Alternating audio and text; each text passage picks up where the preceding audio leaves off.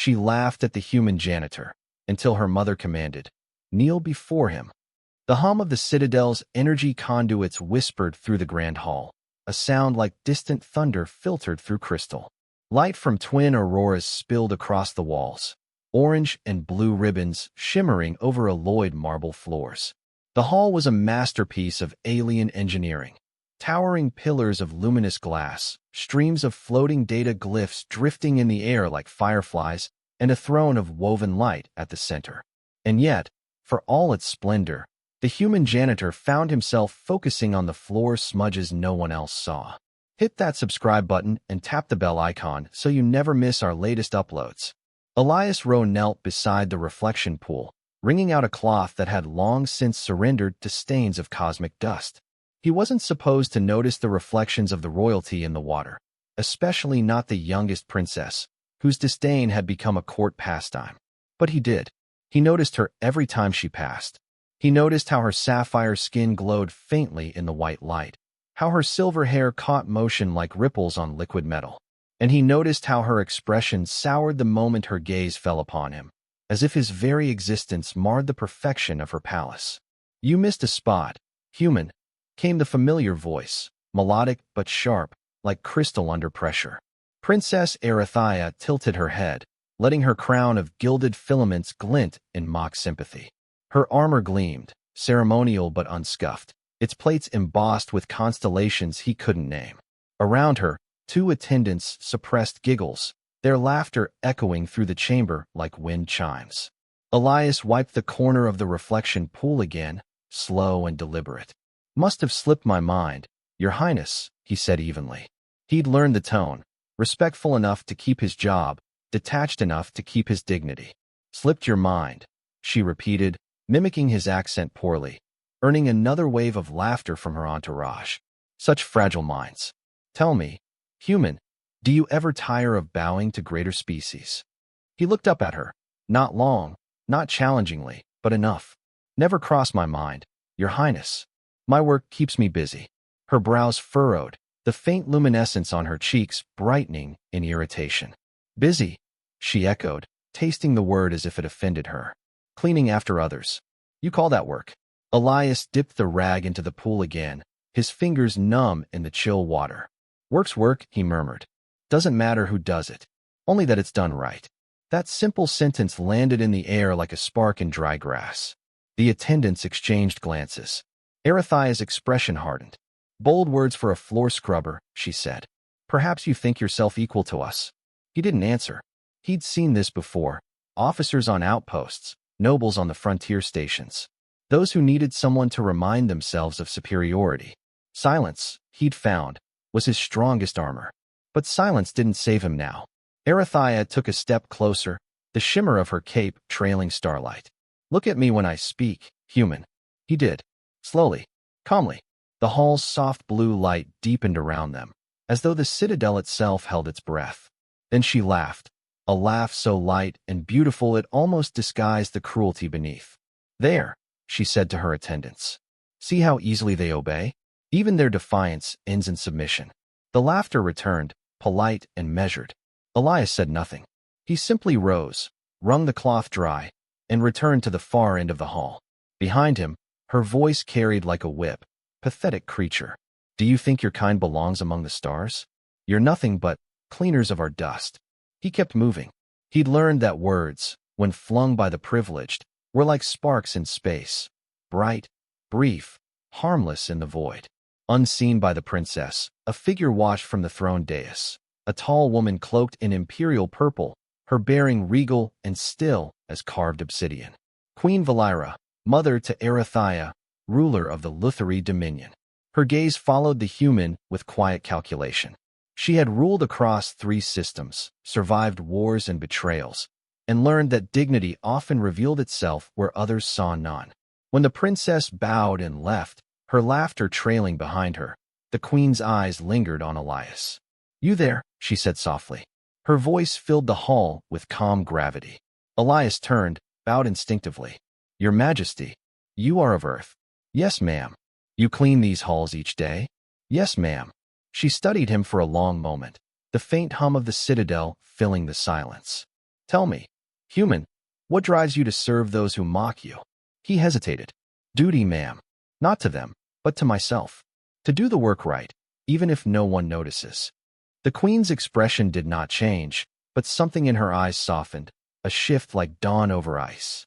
Go on with your work, Elias of Earth, she said quietly. There is honor where others fail to see it. He nodded, unsure what to make of her tone, and returned to the pool. Later that cycle, the queen summoned her daughter. The royal chamber was vast and dim, its walls pulsing with veins of living crystal. Erathia entered with confidence, her head high, her ceremonial armor gleaming. She bowed briefly. Mother, you called for me? I did. Queen Valira stood beside the starlight viewport, gazing into the blue-white sprawl of their homeworld's orbit. I have heard, she began, that you continue to belittle the human janitor. Erathia blinked, surprised that something so trivial had reached her mother's notice. He's beneath us, mother. Why should his feelings concern the throne? Because, Valira said evenly, I have learned more about this janitor. He is not as simple as you assume. Erathia frowned. He's a worker from a conquered planet. Surely you don't suggest he was part of the first generation of humans who rebuilt after your father's campaign. Valira interrupted, her tone glacial. When our fleets destroyed their defense grids, his people rebuilt from the ashes, not with weapons, but with hands. They turned wreckage into homes. Powerless, yet enduring. That, my daughter, is strength. Erathia's defiance flickered, uncertain. You admire him? I respect what he represents, Valira said. Our empire was forged by dominance. Theirs, by perseverance. And someday, the balance between them will matter more than you realize. Erathia crossed her arms, uncomfortable. Mother, he's a cleaner. Then learn what it means to clean, Valira said softly, turning to face her. To remove what stains without destroying what's beautiful. To serve, not out of fear, but conviction. I would have you understand humility before you inherit command. Erathia opened her mouth to protest, but Valira raised a hand. Tomorrow, you will summon the human. You will speak before the court, and you will do as I instruct. What do you mean? You will kneel before him. The words froze the air. Erathia's breath caught. Kneel? Before a human. You will kneel, her mother repeated, eyes like cold suns, and acknowledge his worth. You will show the court that power is meaningless without respect. Mother, that will humiliate me. No, Valira said quietly. It will teach you. The following day, the great hall was assembled, nobles, guards, advisors. The queen took her throne of light. The human janitor was summoned, bewildered but compliant, his uniform freshly laundered, his hands folded behind his back. Erathia stood at her mother's side, face pale beneath her azure skin. The queen's voice carried like music through stone. Today, she said, we speak of dignity, how it is given and how it is earned. She gestured. Step forward, Elias of Earth. He did. The nobles murmured. Step forward, Princess Erathia. The princess obeyed, her throat tight. The queen's gaze cut through the crowd. My daughter mocked the human who tends these halls. In her laughter, she revealed her ignorance. And so she shall atone not with words, but with gesture. The hall fell silent. Erathia trembled. Mother. Kneel, Valira said softly. Every eye in the chamber turned toward the princess. The air itself seemed to hold its breath.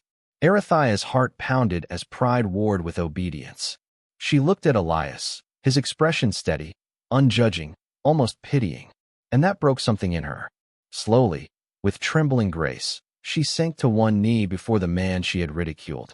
Gasps rippled through the hall. Her crown tilted, glinting like fallen sunlight. Valira's voice was calm. Bow your head. Erathia bowed. Elias stood frozen, unsure whether to speak. His pulse thudded in his ears. Your Majesty, he said quietly. This isn't necessary. It is, Valira replied. For she must learn what you already know, that worth is not granted by birth, but proven by action. For the first time, Erathia looked up at him not as an alien, not as a ruler, but as another being. In his eyes, she saw no triumph, no scorn, only weariness and an unexpected kindness. I'm sorry, she whispered, her voice trembling. For what I said, for how I treated you. Elias nodded once. Apology accepted, Your Highness. The queen rose. Remember this moment, all of you, she said to the gathered court. The measure of power is not in how one commands, but in how one kneels. Later, as the hall emptied, Erithia approached Elias near the reflection pool. The silence between them was brittle. "Do you think less of me now?" she asked quietly. He looked at her reflection, then at her. "No," he said. "Everyone learns something hard eventually. You just had to do it where everyone could see." Her lips twitched, not quite a smile, but close. "And what did you learn?" "That even queens see what others don't," he said, glancing toward the throne where Valira had stood moments before. "And that maybe I shouldn't underestimate them either." Erithia's gaze lingered on him a long time before she turned away, the faint shimmer of humility softening the steel in her poise. The auroras danced again above the hall, painting their reflections across the pool, one of a human, steady and unbroken, and another of a princess learning the weight of respect. Somewhere deep in the citadel's systems, an old AI recorded the scene, noting the anomaly of hierarchy inversion, a princess kneeling to a human. Its logs marked the event as unprecedented. But among the humans serving across the Dominion, word would spread differently, that a human had stood before royalty and needed not to bow to be respected. For Elias, it was just another day's work, though the echo of that moment would follow him far beyond the marble floors he cleaned. He didn't yet know that what began as a lesson in humility would soon become the hinge on which empires turned, and that the simple act of compassion he'd shown would change the fate of two species forever. The next morning dawned across the citadel with a haze of crystalline light diffused through the domed skylanes. The palace hummed awake, its corridors alive with servants, guards, and scholars crossing paths like rivulets of purpose. Elias arrived early, as always, long before the nobles stirred.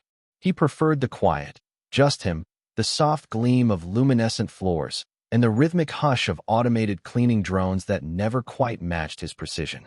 He was halfway through buffing the reflection pool when soft footsteps echoed behind him. He knew that gait now, deliberate, slower than royal stride, but not hesitant.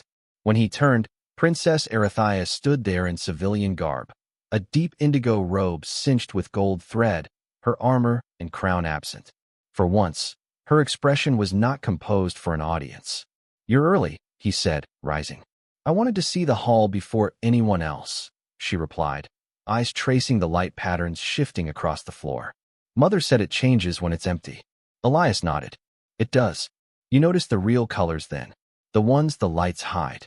She approached the reflection pool, the ripples distorting her image. "I wanted to thank you," she said softly. "For what?" "For not humiliating me. Yesterday." He shrugged slightly. "Wasn't my goal." Her lips curved faintly. "You could have made it so. Everyone would have cheered for your defiance. You didn't." Elias dipped the cloth again, wiping at a corner. "I'm not here to fight anyone, just to make things better than I found them." Erithia watched him work, fascinated by his calm. "You really mean that, don't you?" "Every word." A long silence settled. Through the transparent ceiling, orbiting ships left contrails of silver fire, curving like brushstrokes across the sky. Erithia's eyes followed them, her voice low. "You humans, you don't rise through power, do you? You rise through persistence." Elias chuckled softly. "That's one way to put it. We've never been the strongest, or the fastest, or the oldest. But we keep going. That's all we know." Her expression softened further. "That's what Mother admires." He glanced at her. "She's wise." Erithia looked down. "I used to think wisdom was born from victory. But Mother says it comes from restraint." "She's right." Elias straightened, wringing the cloth. "Victory teaches nothing if you never lose." Erithia's gaze lingered on him. "And have you lost much?" "Enough," he said simply. There was no bitterness in his tone, only truth, worn smooth by time. She wanted to ask more, but stopped herself. The hall's hum filled the silence again, vibrating through the walls like the pulse of something alive. A tremor broke the quiet, a low shudder that rippled through the floor. The reflection pool quivered, spilling tiny droplets across the tiles. Elias stiffened. "That's not part of the maintenance cycle." Erithia turned sharply. "The defense lattice?" Before either could move, a burst of light flashed through the upper windows, a flare of red, sharp as an alarm. The citadel's calm voice shifted tone, metallic and urgent. Unidentified vessel breaching planetary perimeter. All personnel, stand by. Elias dropped the cloth and ran toward the nearest console, his instincts kicking in before protocol. Arathia blinked. What are you doing? Diagnostics, he said, fingers flying across alien keys he wasn't supposed to touch but had learned by observation. That wasn't a random anomaly. That was a jump signature. She stepped beside him, watching the holographic map bloom in the air, rings of defense grids surrounding the capital world. One sector pulsed crimson. Pirates, she whispered. He frowned. No. The energy curve's too clean. That's military. Someone's testing your shield. A guard burst into the hall, bowing hastily. Your Highness, we must escort you to the lower vaults. Not yet, Arathia said, surprising even herself. What's the status? The guard hesitated. Outer orbit compromised. A single cruiser. No ID. Elias scrolled through the readout. That's no cruiser. Look at the displacement field. It's a carrier, masking its signature. The guard stared at him, taken aback. How would you know that, human? Elias didn't look up. Because I used to fix your fleet sensors before I cleaned your floors. Arathia's eyes widened. You served in engineering? He gave a humorless smile. Before the Dominion downsized Earth's contracts. Yeah. The Queen's voice rang suddenly through the hall's calm feed. Calm, commanding. All units to defensive readiness. Arathia, report to the command deck immediately. The princess met Elias's gaze, torn. You should take shelter. He shook his head. Not yet. You'll need someone who knows how to stabilize your shield harmonics if the carrier breaches orbit. You're volunteering to help defend a world that barely respects you? He grabbed his maintenance kit and slung it over his shoulder. Ma'am, I fix what's broken. Doesn't matter whose mess it is. They ran. The corridors flashed with warning glyphs, drones swarming overhead like panicked fireflies. Servitors flattened against walls as guards and techs sprinted toward the upper decks. Arathia led the way through a corridor lined with pulsing conduits, her robe trailing like twilight. Elias followed close behind, his heart pounding in rhythm with the emergency klaxons. The command deck loomed ahead, vast, panoramic, overlooking the storm-lit sky. Queen Valira stood at its center, serene amid chaos. Data streams cascaded around her like a crown of light. Status, she said without turning. Outer defense grid compromised, reported a technician. Carrier-class vessel approaching at low orbit. Evacuate civilians to the inner sanctum, Valira ordered. Activate planetary shield resonance pattern Theta 7. Elias stopped at the threshold, catching his breath. Your Majesty, Theta 7's unstable under a singular core pulse. It'll collapse in minutes. The text froze. All eyes turned toward him. Valira's gaze sharpened. Explain.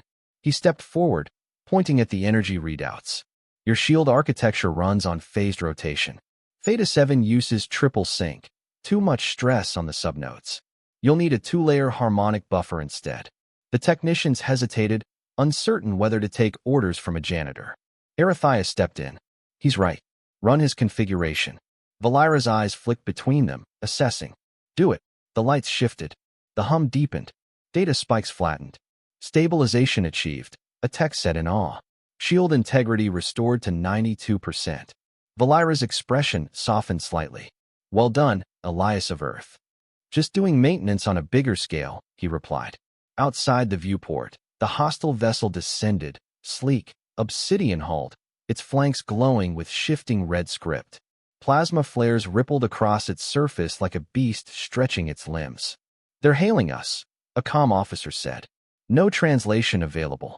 Open channel, Valira commanded. The holographic display flickered. A towering alien figure appeared, gray-skinned, veined with metallic streaks, its eyes burning amber. Its voice came through like thunder underwater. Luthery Dominion. Surrender your crown codes. The Ascendancy claims this world. A murmur spread through the command deck. The Ascendancy, a name whispered in military records, a rogue faction of the Dominion's own splintered warlords. Valira stood tall. You trespass upon sovereign space, she said. Withdraw, or face annihilation. The hologram smiled, a predator's grin. You cannot even stabilize your shields without the help of a slave. Gasps rippled through the room. The Ascendancy commander had been watching, intercepting their frequencies. Elias froze. Arethia's eyes flashed. That's a lie, she shouted. The hologram leaned closer. No, it is truth. The human fixes what your kind breaks. You depend on those you claim are lesser. How fragile your dominion has become. Valira's hand clenched on the console. End transmission. The image vanished. Fire control ready, said a gunner. Valira nodded grimly. Return fire. Bolts of plasma lanced from planetary cannons, streaking into orbit. The carrier's shields flared, deflecting the onslaught with ease. The impact shook the deck. Direct hit on the lower ring, shouted a tech. Minor breaches. Elias's mind raced. They're not here to destroy you. They're mapping your resonance frequency to hijack your power core. Arethia's head snapped toward him. Then what do we do? He glanced at the schematics. We overload the feedback loop manually. Force their systems to desync. That'll cause a cascade. Exactly. But it'll fry their targeting systems before it fries ours. Valira's eyes narrowed. Risky. Effective, Elias said. A long pause. Then the Queen's voice. Do it. He sprinted to the engineering bay, Arethia close behind. The corridors shuddered as shockwaves rolled through the citadel. Sparks rained from ceiling conduits. They reached the shield generator chamber, a cathedral of humming coils and swirling plasma streams. Elias tore open a panel, fingers moving in practiced rhythm. I'll reroute the current. When I signal, initiate the overload. Arethia hesitated. What happens if it fails? He didn't look up. Then this place becomes a sun. Encouraging. He cracked a grin despite the tension. You wanted to learn humility, right? Try surviving a feedback detonation. Her laugh, short, nervous, genuine, broke the weight of fear for a heartbeat. You humans find humor in everything, don't you? Helps us not scream, he said. Okay now. She slammed her palm on the control node. The chamber erupted in blinding light. The energy streams twisted, colliding in violent arcs. Outside, the carrier's hull flared, its shields spasming as its weapons faltered. Direct hit, came the distant comm feed. Enemy systems failing. Elias shouted over the roar. Hold it. 10 seconds more. The floor quaked. Arethia clung to the console. We'll blow apart. Trust me. He rerouted the last conduit. The overload peaked, then discharged in a burst of white radiance that shook the planet. The screens went dark. Silence fell. Then, slowly, the hum returned, steady alive. On the horizon, the hostile carrier reeled, flames streaking from its flanks as it broke orbit and vanished into the void.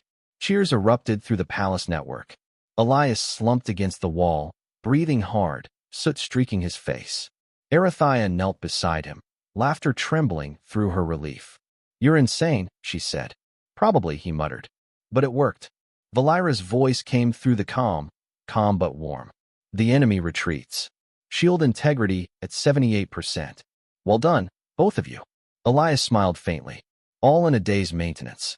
Later, as repair crews filled the corridors and the scent of ozone hung in the air, Arethia found herself beside him once more, watching workers patch energy conduits. You risked your life for us, she said quietly. Even after everything. He looked at her, tired but sincere. Because people are people.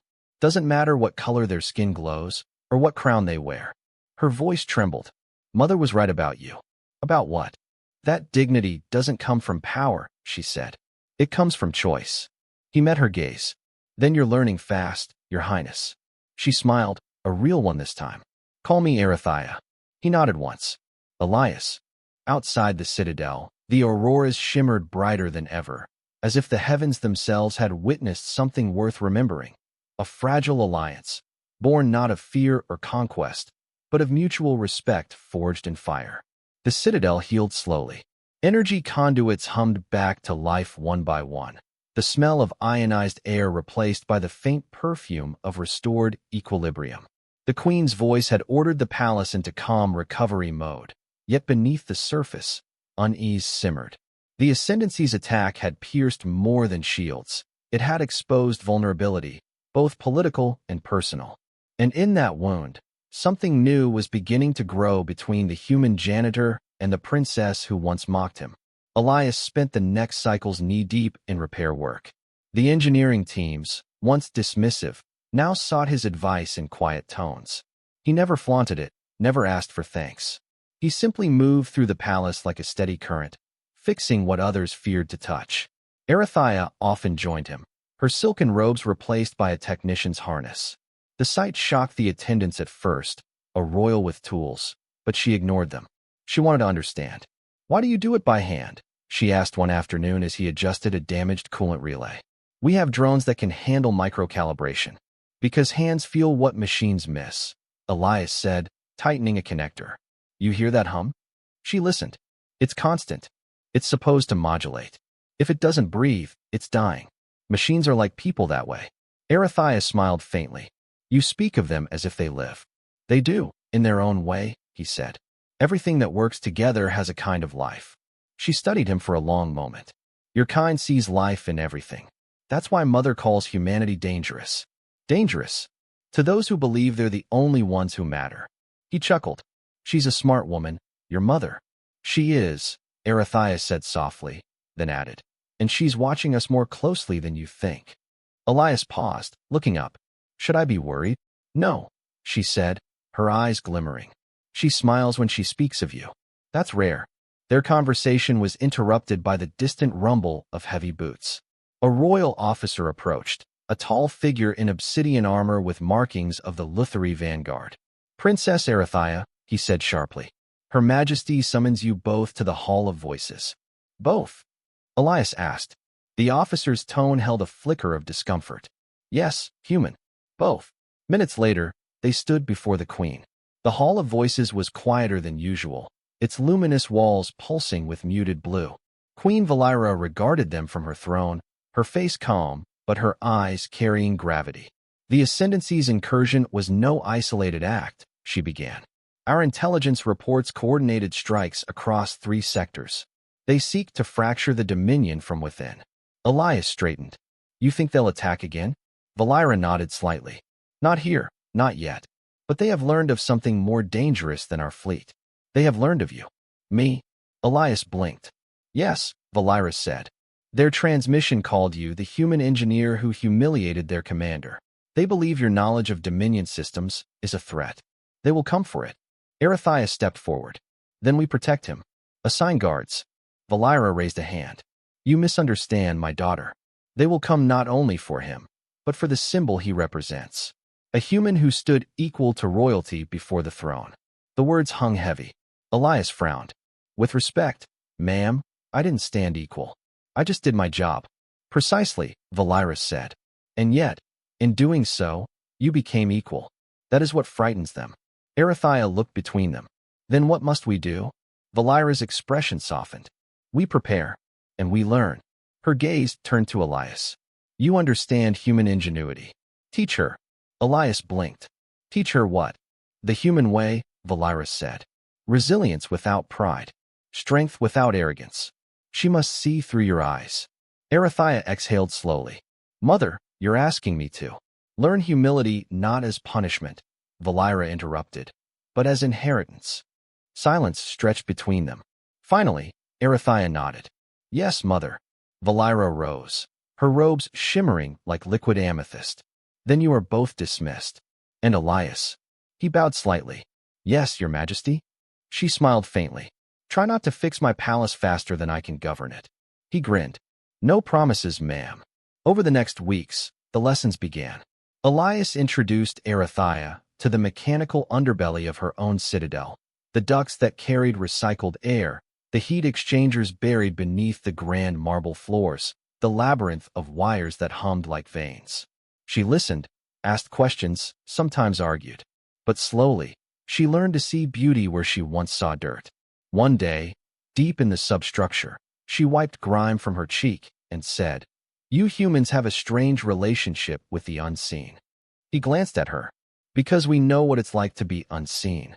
Her hand stilled on the conduit. "You mean ignored or underestimated," he said. "Sometimes that's our greatest strength." She looked at him, the faintest smile touching her lips. "Perhaps that's why you survived our conquest." He met her gaze evenly. "Perhaps that's why we'll outlast it." Her breath caught, not in offense, but in realization. For the first time, she saw that his words held no rebellion, only truth. Their closeness didn't go unnoticed. Courtiers whispered that the princess had taken an interest in her mother's janitor. Some mocked, others feared the implication. But Valira said nothing. She simply watched as her daughter's arrogance turned to curiosity, then to something gentler. One evening, as they walked along the observation balcony, Erithia asked, "Do you miss Earth?" Elias's eyes drifted toward the stars. "Every day, but I don't think I'd recognize it anymore." "What was it like?" He smiled faintly. "Messy, loud, beautiful. We argued about everything, fought over nothing, dreamed bigger than we could afford." She listened intently. "Sounds alive." "It was," he said softly. "Still is, somewhere." A moment of quiet stretched between them, the hum of the citadel filling the silence. Then Erithia said, "When I first saw you, I thought you were beneath me. Now, I wonder if we're all beneath something bigger, and you just saw it first." He looked at her. "That's the first wise thing you've said all week." She laughed, the sound bright against the night. "Careful, human. I might take that as a compliment." It was. She fell silent, eyes tracing the auroras overhead. "Tell me, Elias, do you believe peace between our peoples is possible?" He hesitated. "It has to be, because if it's not, then everything we're doing means nothing." Before she could answer, the night cracked open. A sonic boom rippled across the sky, followed by a cascade of orange light. Warning sirens blared. Elias's heart dropped. Not again. They ran to the comm terminal.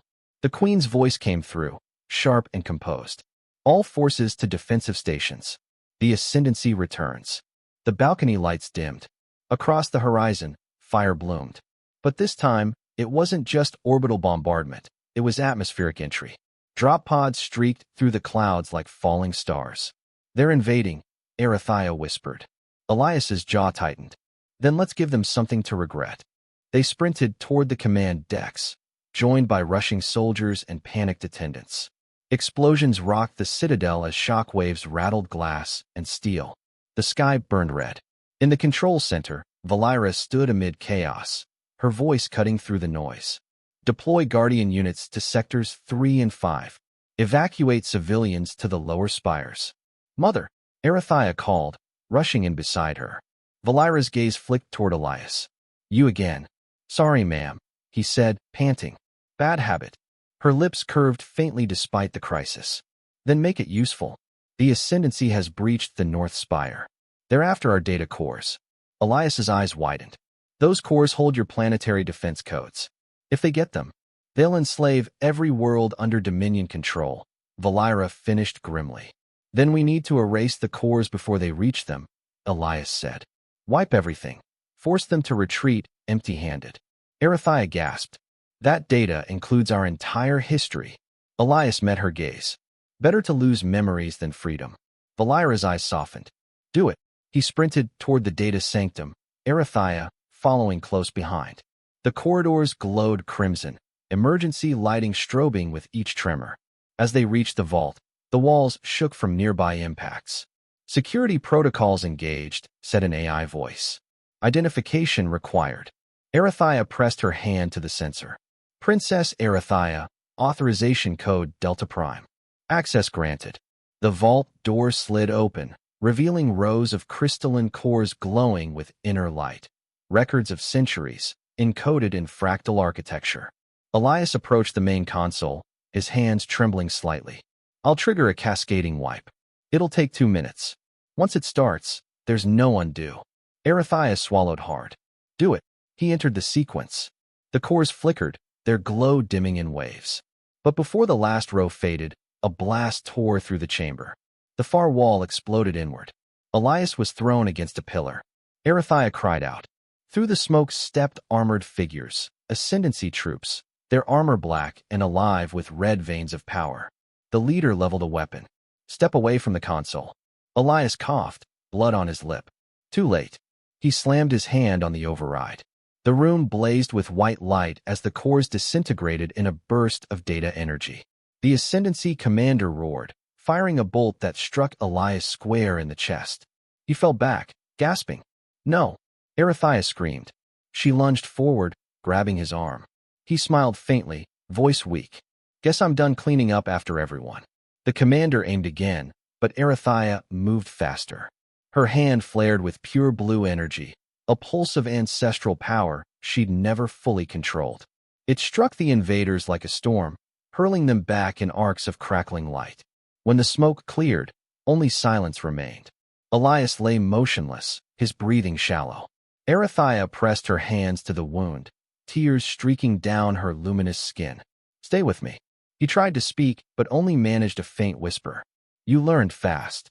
She sobbed, shaking her head. "Don't you dare die, human." "Not planning to," he murmured. Guards arrived moments later, securing the area. Valira herself entered, eyes sharp with restrained fear. When she saw Elias bleeding in her daughter's arms, her expression faltered for the first time. "Get the medics," she ordered. "Now." As they carried him away, Erathia looked up at her mother, voice trembling. "He saved us. All of us."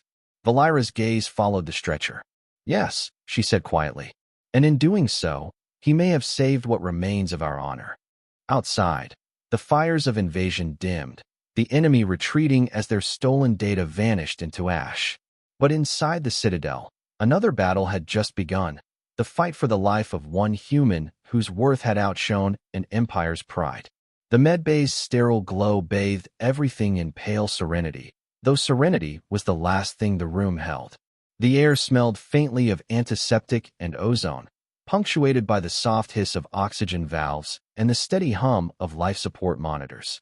Elias lay on the diagnostic bed, chest bound in glowing nanofabric, the faint pulse of healing filaments weaving through the wound that had nearly ended him. His breaths came uneven but steady, a stubborn rhythm that refused to stop. Around him, the alien machines of Luthery medicine worked tirelessly. Alien, yet built for the same purpose humans once called hope. Erathia sat at his side, hands clasped tightly in her lap. Her regal robes were gone, replaced by a medic's simple tunic, her hair tied back, face pale from sleeplessness. She had refused to leave him for 3 rotations. Court attendants came and went with reports. She barely acknowledged them. Even her mother's summons went unanswered, until finally the queen herself appeared in the doorway. "Still no improvement?"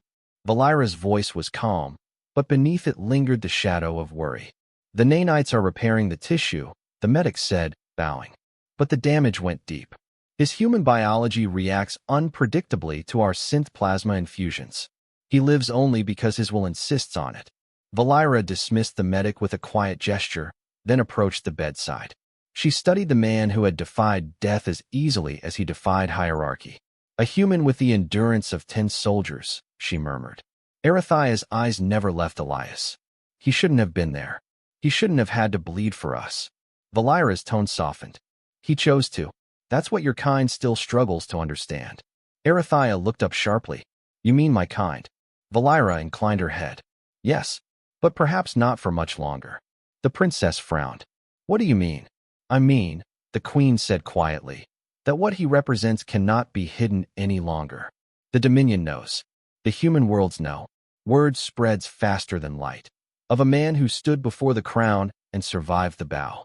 Erathia rose from her chair, frustration flaring in her eyes.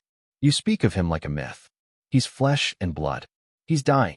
And that," said Valira, "is exactly why they will follow him." For a moment, silence hung heavy between them. The queen's gaze softened, and she reached to place a hand on her daughter's shoulder. "You feel it too, don't you? The change he brings." Erathia's breath trembled. "He makes me question everything. Our power, our laws, even myself. That is why he must live," Valira said. "Because through him, we might finally see what it means to deserve the stars." Hours passed. The hum of machines became the palace's heartbeat. Outside, reconstruction drones mended broken towers. Inside, Erathia whispered stories of the stars to a man who could not yet hear them, of nebula gardens and crystal moons, of battles won and lessons learned too late. She told him of her shame, of her laughter that had once wounded him, and of the day her mother made her kneel. When her voice faltered, another joined her. "I hear you," Elias murmured weakly, eyes half open. Erathia gasped, leaning forward. "Elias." He blinked, disoriented, lips curling in the ghost of a smile. "Didn't mean to eavesdrop." "You fool," she whispered, tears spilling freely. "You scared half the Dominion back to their gods." He tried to laugh, but winced instead. Guess I'm good at cleanup. Her hand trembled as she brushed his hair back. You should rest. Can't. Too much to fix. She smiled through tears. Still the janitor. Still my job. Later, when the queen entered, Elias tried to rise. Valira raised a hand. Stay? You've done more for my empire than any general. He met her gaze. Then listen, your majesty. You can't fight the ascendancy forever by force. They feed on fear, on pride. If you want to stop them, you have to unite what they divide. Valira's eyes narrowed thoughtfully. You mean the humans. Not just humans. Everyone they've stepped on to feel tall, he said. If you want peace, it has to start where humility ends. The queen studied him for a long moment, her composure cracking just slightly at the corners. You speak like one born to lead. I'm not, Elias said softly. I'm just tired of watching things break. When she left, Erithia stayed behind, watching him drift back to sleep. Something in her chest ached, a mixture of admiration, guilt, and something deeper she dared not name. The next dawn came with the metallic taste of tension. Reports arrived from the outer colonies, ascendancy fleets massing, smaller worlds defecting under the promise of liberation. The Dominion's council called for immediate retaliation, but Valira, against centuries of precedent, refused. Instead, she summoned both human envoys and Dominion ministers to the Hall of Unity, a chamber that had not been used since before the wars. Word spread across the galaxy. The queen would meet with the conquered. Elias, still pale but walking, entered the hall beside Erithia. His uniform had been cleaned, patched, and fitted with the Luthery crest, half courtesy, half controversy. The murmurs that followed his arrival rippled like static. The queen raised her hand. Enough, she commanded. Silence fell. Today, Valira said, we face a truth too long denied. Our empire stands on the strength of those we call lesser. It is time to decide whether that strength will remain chained or shared. Gasps swept through the chamber. A Dominion senator rose in protest. Your Majesty, you would elevate them? The humans are laborers, not diplomats. Elias stepped forward. Then let me speak as one. The room fell utterly still. Valira gestured. You may. Elias turned slowly, meeting the eyes of nobles and soldiers alike. You call us lesser, he began, voice steady. Because we don't command fleets, because we bow to survive. But that's not weakness. That's how we endure. You break things to prove power, we fix them to prove meaning. A murmur rippled through the crowd. He continued, when your shields failed, it wasn't your generals who saved you. It was a janitor with a wrench. And when your princess learned humility, it wasn't through conquest, it was through apology. Maybe it's time you learned that too. For a heartbeat, silence. Then a minister hissed, blasphemy. Valira's voice rang out, firm and cold. Truth. The chamber erupted, not in violence, but in argument, in the chaotic music of change.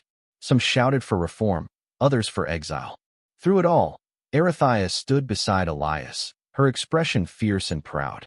When the council finally adjourned, the queen approached them. You have ignited a storm, she said. Elias sighed. Not my intention. Valira smiled faintly. No revolutions ever are. That night, as the citadel settled into uneasy quiet, Erithia and Elias walked the observation deck again. Below them, the planet's city lights shimmered like constellations turned upside down. Do you think they'll listen? She asked. Some will, he said. Others will need time. Change doesn't happen cleanly. It's messy, like everything worth doing. She leaned on the railing, eyes reflecting starlight. My people are afraid. If equality comes, what happens to their place in the stars? He looked out at the void. They find a new one. Or they fade. Her gaze softened. You speak as if you've already forgiven us. He smiled faintly. Maybe I have. Silence lingered, comfortable this time. The wind that moved through the open archways carried faint echoes of music from the lower gardens. A melody played by someone who didn't know or care about the politics above. Erithia turned toward him. You've changed me, Elias. I don't know what to do with that. Don't do anything, he said.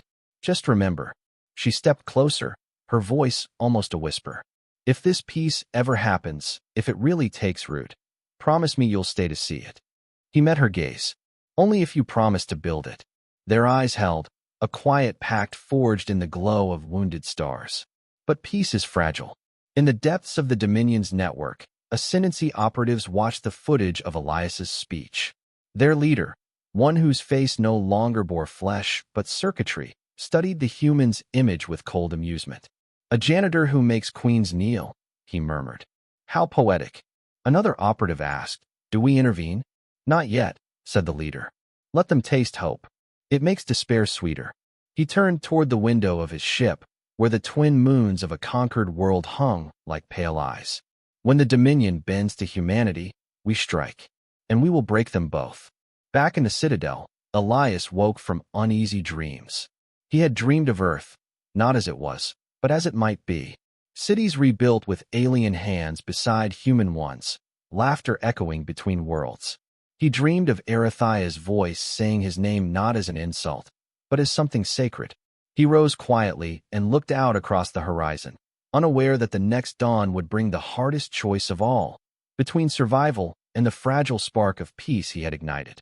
The dawn broke pale and cold across the citadel skyline, a hazy gold threading through the upper clouds. The great city below shimmered under a mantle of renewal, repair drones gliding through the morning light, rebuilding shattered spires with quiet determination.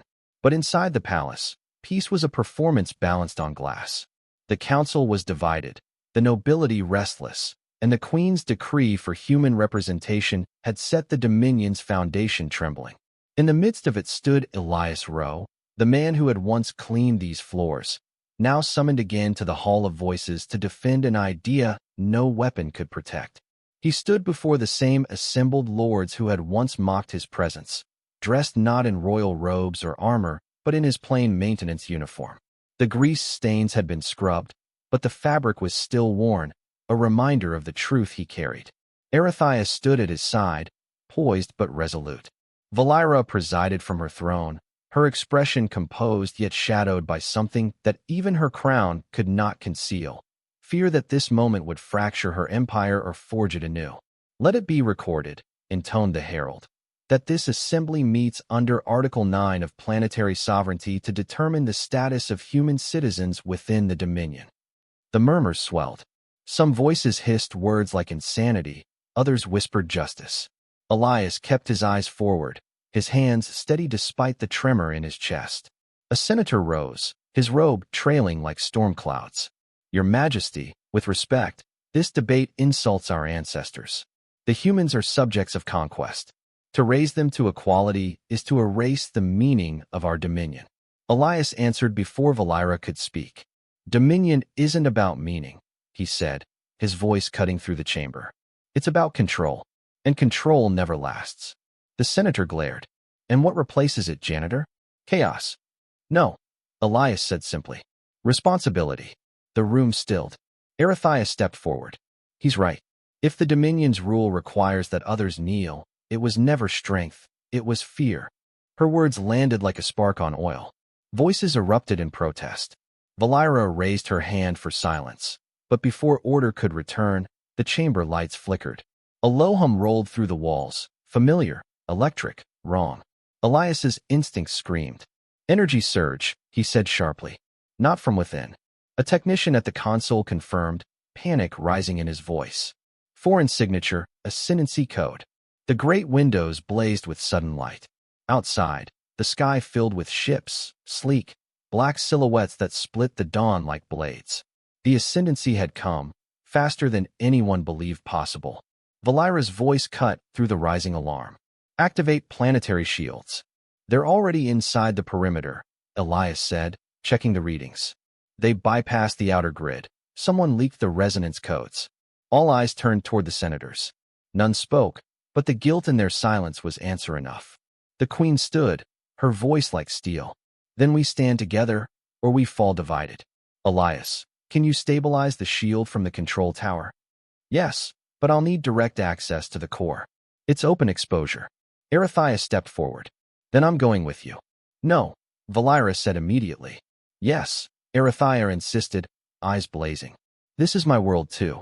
I won't watch it burn from behind glass." Valira hesitated. "Then, quietly go, and bring him back alive." They ran through corridors alive with chaos, guards shouting, the walls shuddering from orbital strikes. Smoke and ozone filled the air. The control tower loomed above, its elevator shafts trembling under impacts from the sky. They took the emergency ladders, climbing into rising heat and sirens. When they reached the top, the sight stole their breath. The horizon burned crimson. The Ascendancy fleet descended like a storm, launching squadrons of drones that blotted the light.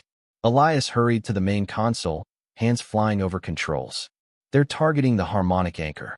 If it goes, the whole shield collapses. Can you stop them? Arathia asked. Maybe, he said, voice tight. If I invert the frequency and tie it to the core, I can bounce their attack back, but it'll overload the tower. That would destroy it, she said. And everything in it, he added. Her pulse quickened. There has to be another way. There isn't. Arathia stepped closer, eyes fierce. Then we find one together. Before he could protest, she placed her palm on the control node. Blue light pulsed from her skin into the circuits. My energy can reinforce your inversion. It might hold the tower long enough to discharge. He shook his head. That'll burn you out. Then we both burn, she said. But the city lives. He met her gaze, saw no hesitation there, and knew that argument was useless. All right, he said quietly. On my mark. They worked side by side, their movements synchronizing as though guided by instinct. The human engineer and the alien princess, two worlds in fragile harmony. The tower vibrated violently as power surged through its veins. The sky split with thunder. Now, Elias shouted. They triggered the inversion. A roar like the birth of a sun filled the air.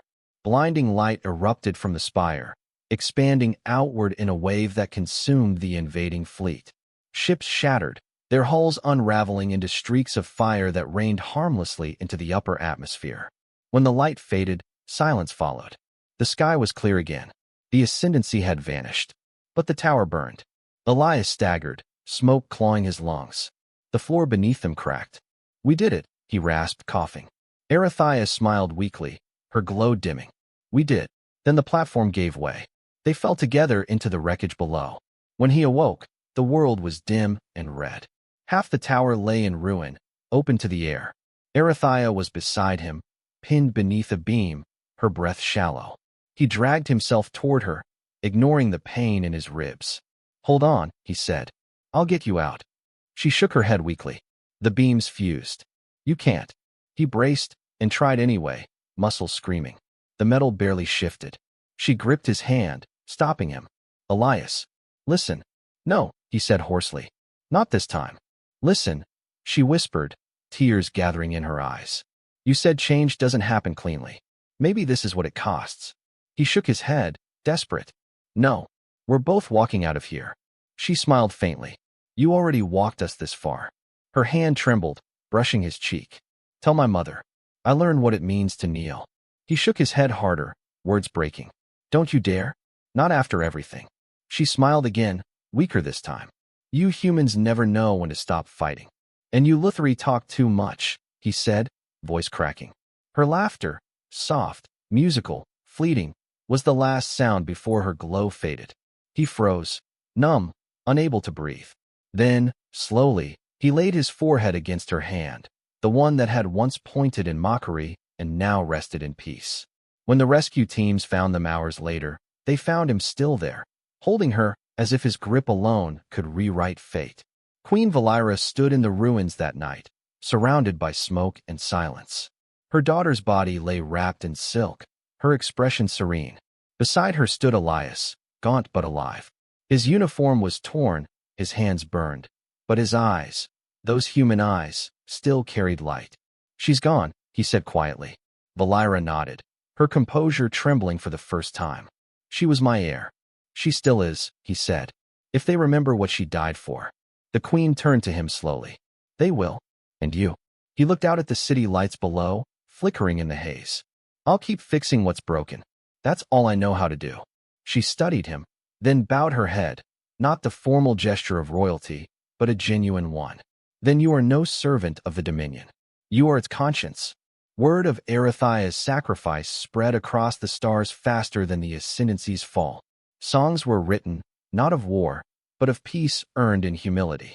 The Queen's decree followed soon after. Humans were no longer subjugates but citizens, free to stand, free to lead. In time, Elias left the palace. He declined the honors, refused the titles, and returned to the work that had always grounded him.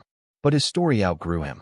Across the Dominion, janitors, miners, builders, all those unseen hands, began to speak his name with quiet pride. He became a symbol not of rebellion, but of endurance. Years later, when Queen Valira's reign ended and the Dominion became the Concord of Worlds, his likeness stood in the Hall of Unity beside Arethias, two figures carved from the same stone, one standing, one kneeling, both equal beneath the stars. And on nights when the auroras swept across the sky, travelers swore they could still see two lights intertwined in the heavens, one blue, one gold, dancing in the reflection pool of eternity, where no rank, no crown, no title could divide them again.